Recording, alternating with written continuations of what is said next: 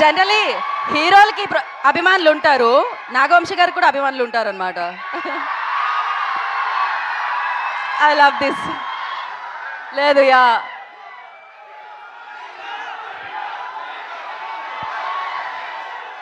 ఒక్క నిమిషం మాట్లాడాక మనం ఆ జోష్నిద్దాం తర్వాత. డైలాగులు బాగున్నాయా? పంచులన్నీ పేలినాయా? సినిమా అంతా అలానే పంచులు అన్నీ చక్కగా పేలుతాయి. ఏదో పెద్ద కథ చెప్తాము, అదేంటి కొంచెం ఎమోషనల్గా ఫీల్ అవ్వటం అలాంటి ఏ ఉండవు. చిన్న సింపుల్ కథ, కానీ 2 గంటలు నవ్విస్తూ ప్రతిదీ నవీన్ స్టైల్లో ఒక ఎటకారం పంచులు వేసుకుంటూనే ఉంటుంది సినిమా అంతా. చక్కగా పండక్కి రండి, గ్యారంటీ నవ్వుకుంటూ వెళ్తారు. వద్దు, కాలర్ లైట్ గురించి ఇప్పుడు ఎందుకని అన్నీ మనం తర్వాత చూసుకుందాం, దానికి చాలా టైం ఉంది. కాలర్లు ఎత్తడాలు అవన్నీ మే నుంచి స్టార్ట్ చేద్దాం, ఇప్పుడే వద్దులే. కానీ పంచులైతే ఏమి ఎక్కడా మీకేమి తగ్గింది అనిపించలేదు కదా ట్రైలర్లో.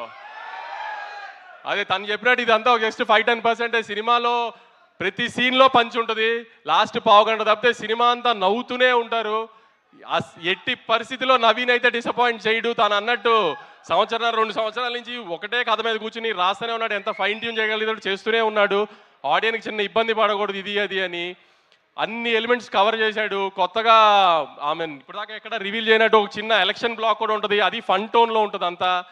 సో అన్ని పండక్కి ఒక సినిమాలో పండగ సినిమాలో ఏమేమి కావాలనుకుంటారో గత ఇన్ని సంవత్సరాలుగా చూస్తున్నప్పుడు ఒక సోగ్గాడి చిన్న నుంచి కానీ ఒక అలవై కొండపురంలో కానీ ఒక సంక్రాంతి వసంలో కానీ అలాంటి అన్ని ఎలిమెంట్స్ కలిపి ప్రాపర్గా ప్యాకేజ్ చేసాము. ఖచ్చితంగా మీరు డిసప్పాయింట్ అవ్వరు అనుకుంటున్నాను.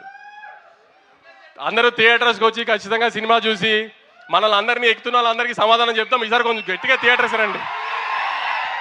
Thank you so much Vamshi గారు. అండ్ క్లారిటీతో విన్, కామెడీతో విన్, క్రియేటివిటీతో విన్, వీటన్నిటితో పాటు